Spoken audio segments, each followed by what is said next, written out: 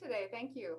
Excellent. I am so happy that you're able to join us. I know that your job and your task right now is definitely hefty on your shoulders, and I swear you're making it look good.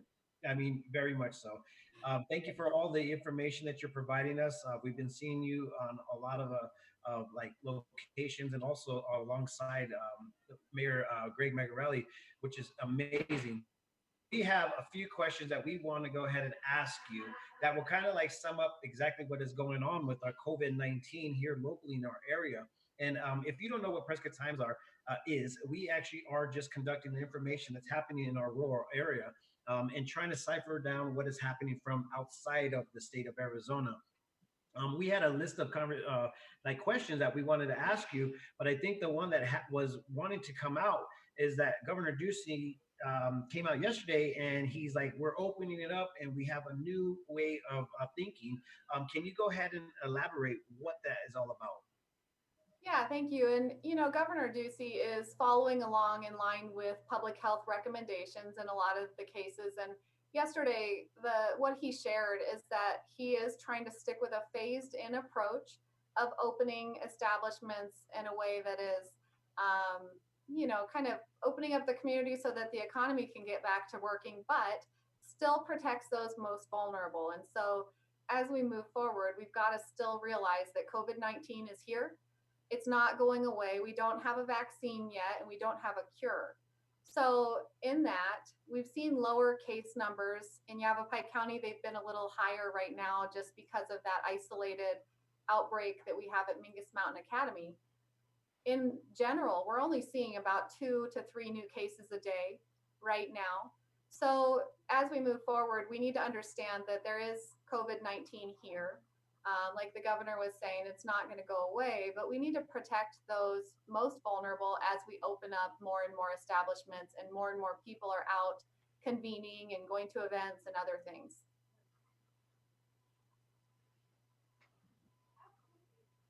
San Martin, you're on mute, my friend. Oh, look at that. Martine is messing up. So the question is that with opening up, the things that are happening in our local area, just in Prescott, is this the only location that you cover is Yavapai County?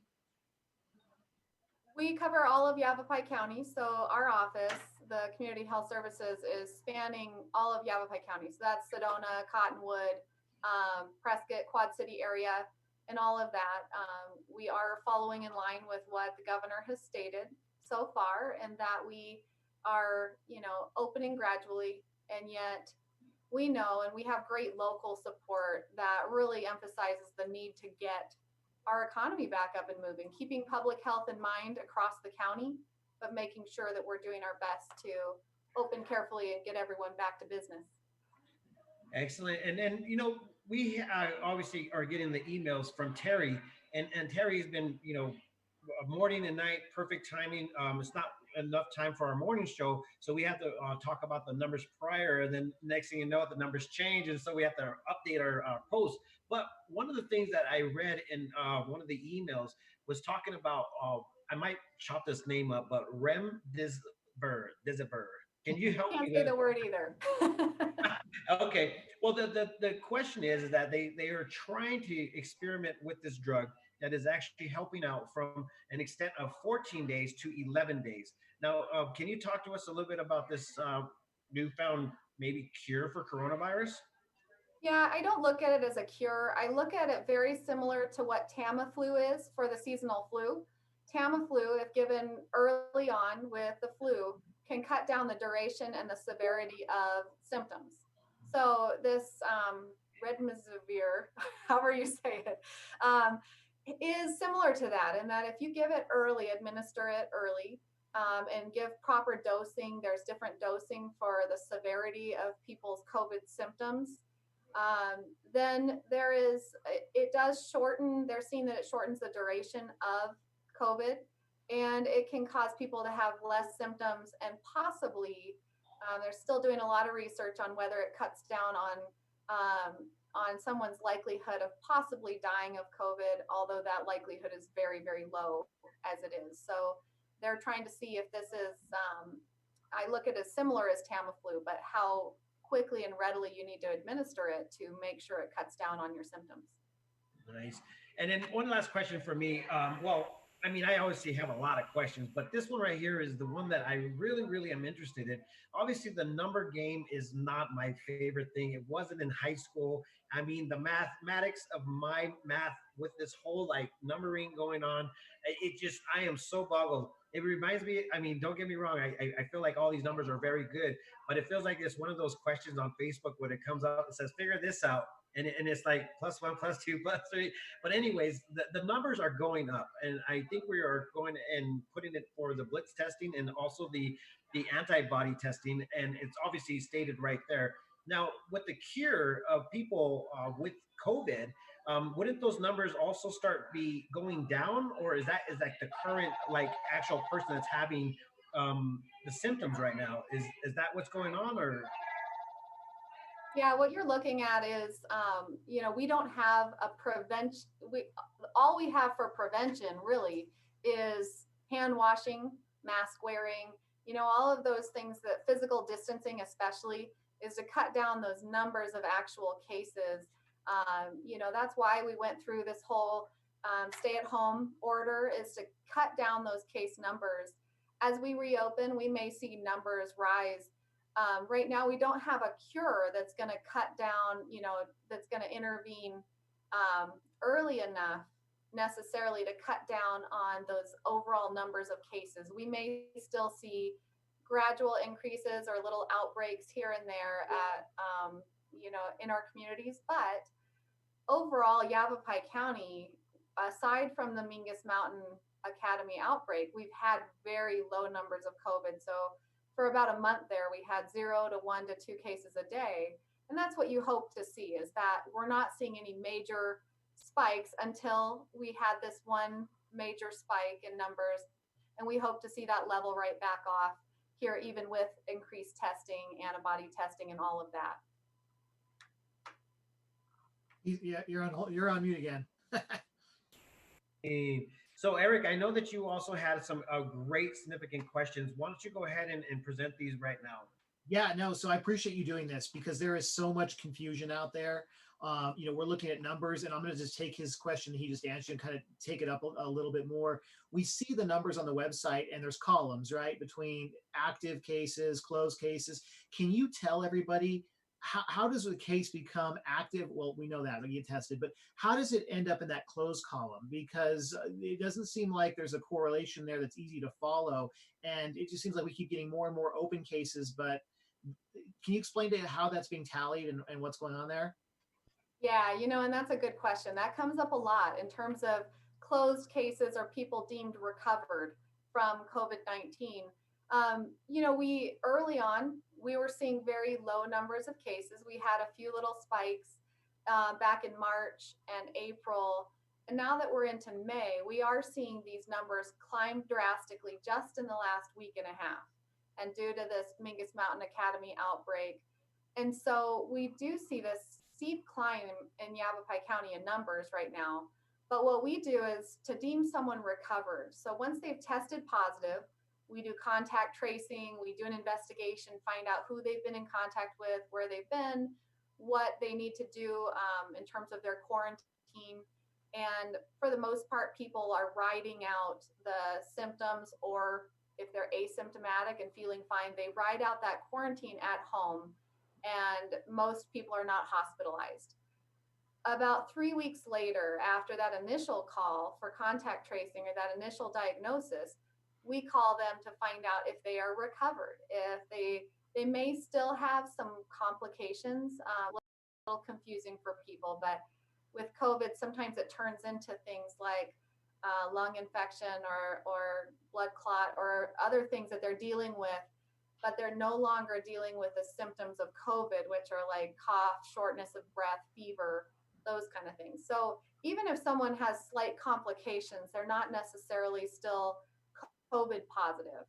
And so we go through most people by the end of that 3-week period, or even sometimes if we're bogged down in a lot of work, it's a month later, they get a call and we find out that they are doing well. They're back to work. They've fulfilled all the requirements of the quarantine, and they are then deemed recovered. So that's when we close out those cases. And like today, we have 37 that have been deemed recovered. Next week, we'll have a whole bunch more.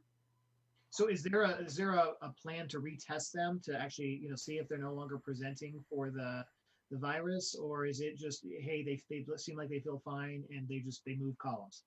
For the most part, we don't have the resources to retest everybody, and we don't require it. It's for the most part, if they have been had really light symptoms, which most of our cases have just had really light symptoms, and they're not hospitalized, we just ask them to stay home 3 days past the, any of those symptoms or fever going away. So they do need to make sure they have 72 hours between any sort of symptoms and when they return to the community or work. At the hospital, if someone is hospitalized, they do get retested. And so they've had some people that did remain COVID positive a little bit longer than we expected, but they were having some severe symptoms and complications still. So they did test positive, and then they will release them back home once they're testing negative. Got it. Okay, that makes sense. Okay, so there's guidance on the Yavapai website as far as what people should be doing, and there's a lot of confusion. First of all, these are not laws; these are suggestions and things like that. You see people out in public shaking hands. You see, different store owners or restaurant owners doing different things. Can you be clear on what the recommendations are so people know when they go out to a restaurant or they go out somewhere, they can have an expectation of what they should be seeing to stay healthy, because it just seems like it's all over the board right now. It is. And this all comes down to social responsibility and personal responsibility, both for the individual who is going to support local businesses by going out and shopping or eating out, or however they're going to support them. An individual in their own, on a personal level, you need to know if you are high risk for COVID, if you are elderly or have underlying health conditions.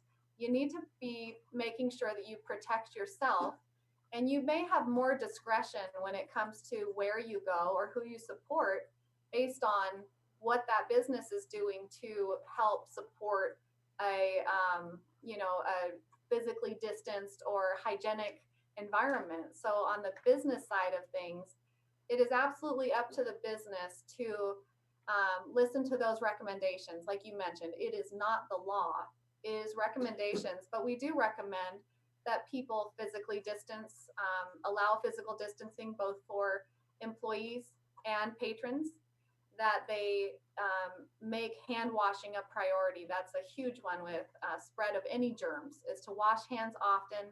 When you can't wash your hands, use hand sanitizer. Allow that for your customers as well. Physical distancing, like I mentioned, is paramount with this. And yet, we're actually working on campaigns and things like hashtag Yavapai Safe to make some signage and things that people can post in their businesses to say, we are doing our best to abide by the recommendations that the CDC has made. And some of those do include recommendations for mask wearing. For a lot of circumstances, masks are not very functional for all day use.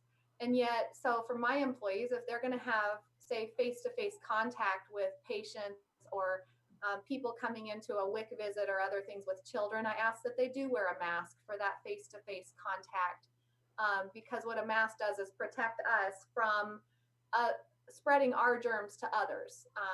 If someone's coughing around you and you have a mask on, you may still get particles in your eyes, but if you're COVID positive or you even don't know your status and you want to protect others from you, the best way to do that is to wear a mask. But that's truly for their protection, not necessarily for your own. And so we are making those recommendations. Some restaurants you'll see masks, some you won't. And some you'll see really extreme measures, like face guards and other things. And then in some, you're going to see people just, doing their best to provide a safe and physically distanced environment. So you brought it up. Is it masked, or do you mask or do you not mask? And is it worse for is there other things that hurt your health when you wear it? I mean, there's just so much confusion, and any help would be great. There is a ton of confusion out there, and to mask or not to mask. And it is, it's truly up to the individual. The hospital is seeing great response rates. Like they've tested their team, and with all the exposure to the people that they have treated or been around with COVID, they haven't had any of their staff test positive, which is excellent. And yet that shows us that those people that are doing all the testing and being in face-to-face contact with proper medical PPE, it works. But that's pretty extreme PPE. We're talking on a hospital grade. And yet the common person out there just wearing a mask, it's not necessarily a great level of protection.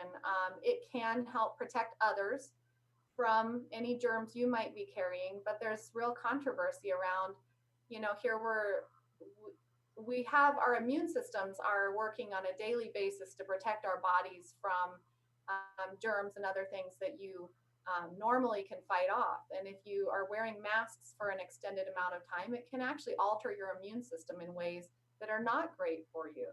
So I do recommend that if people are in very close proximity, if you're going to the grocery store and you can't physically distance yourself very well from others, to go ahead and wear a mask if they want to.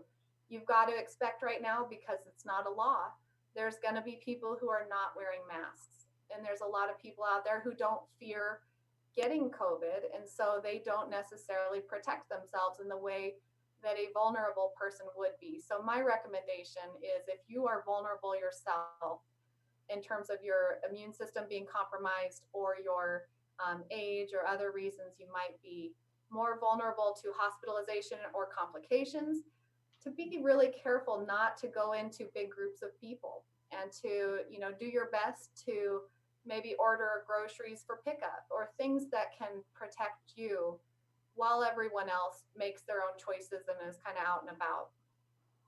Cool. I have two more questions, but I want to turn it back over to San Martin. I don't want to monopolize this whole thing. So San Martin, do you have stuff for her? I always have stuff, man. Let's go ahead and I want to do like a little bit of a rundown. I know that there's a lot of conspiracy theories. Now, obviously, you guys touched on the one with the mask.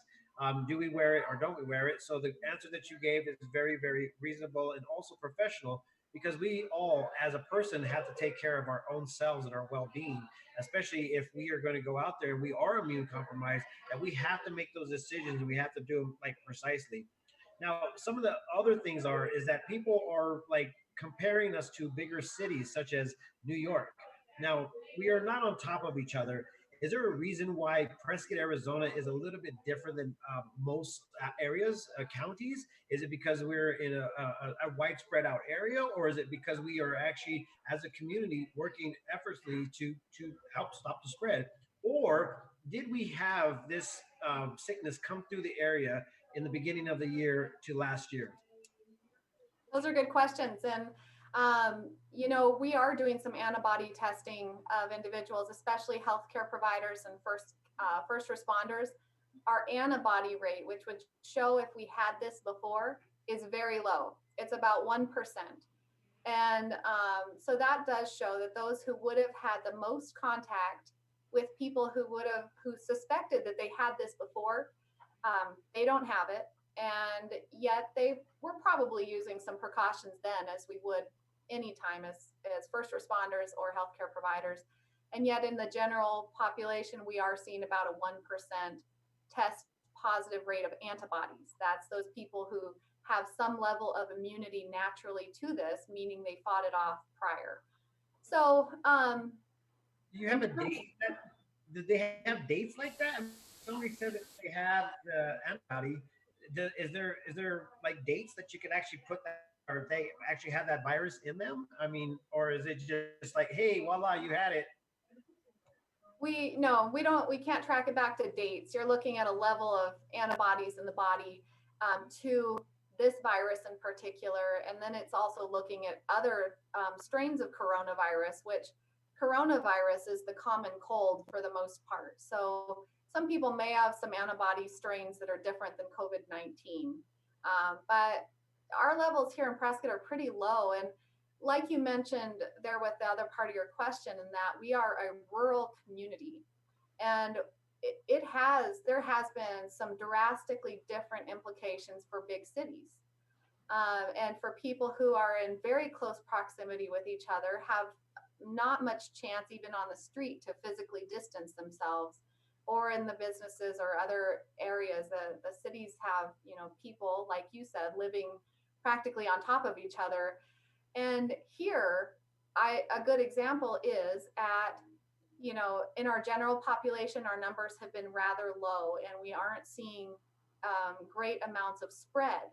However, you take a situation like Mingus Mountain Academy, where the girls live in very close proximity, the staff are in close proximity with the girls, and they, are intermixing more like you would in a larger city setting. And it did pass through rather readily in that population. And so I think that the habits that our general population is used to now, the physical distancing, the hand washing, the just generally being careful, staying home if you're sick is a really big one. We can really mitigate spread still, even as we open the economy. But we may still see it crop up in areas where people are in really close proximity, whether that be in the workplace or at any sort of location. If people are around each other a lot, and interacting in the way that it kind of propagates that spread. So I know San Martin's dying to ask. If you've tested for the antibodies or have had it, can you get it again? it looks like right now, from what we're seeing, and I don't have an absolute. The example I give is chickenpox. I think what we're seeing with this is most people, once they've had chickenpox as a kid, don't get it again, and you are pretty much immune to it, and you've got that level of antibodies. However, randomly, you might get that person who gets chickenpox several times in their lifetime, and we don't know why that occurs. They just don't build up the right antibodies, and it would be kind of a unique scenario for most people. I think for the most part, we're seeing that most people who have had this and have antibodies have some level of immunity. We don't know how long that'll last, but hopefully long enough. Now, I really honestly, I'm not like the biggest conspiracy theorist, but you know what? They are there. One of the things that memes are one of the biggest things on Facebook, and Facebook is I feel like it's a virus in general just because of all the information going out there. But there's a meme going around, when we first closed down, saying, well, if Walmart hasn't seen a big spike in a bunch of COVID-19, then why did we shut down all the businesses that were actually like in that in that area? Um, what do you think about that? As far as was there a difference? I mean, it should have ever happened, or are we in the right direction of what we already done? I think we're in the right direction. Like I mentioned, here as a community, we've done a great job of keeping our numbers low in terms of the general population, and especially in keeping in mind to protect those most vulnerable. I don't see, um, and hopefully this is answering that question. I had some background noise here for a second and had a hard time hearing, but I think that our establishments and everyone's doing a really good job of keeping this at bay and making sure people kind of know those rules now. If they're sick, stay home. If they're, they need to do, everyone needs to do their part to protect those who need the protection. Was there an additional part of that question that I missed out on? No, I was just trying to reiterate it, the whole deal. Now, if we go and fast forward 10 years from now and kind of like go back over this whole scenario, the other largest, I guess, conspiracy theories is that we're going to say that this was a hoax. Now, I understand that the virus is there, but at the same time, what are you going to say 10 years from now? I think that the proof will be there. I think that there's been a lot of varied reactions across the world. I think what we'll be able to look back on and say is that some things worked and some things helped, and some things we may never know if they worked or not. I think that we've had people that have suffered and and passed away from COVID-19. It's not any mystery to me as to whether it's here or not here. I think what I've seen as a health director and someone who used to be a health educator is that it really has shown us that it has some severe implications to, in general, if people are unhealthy.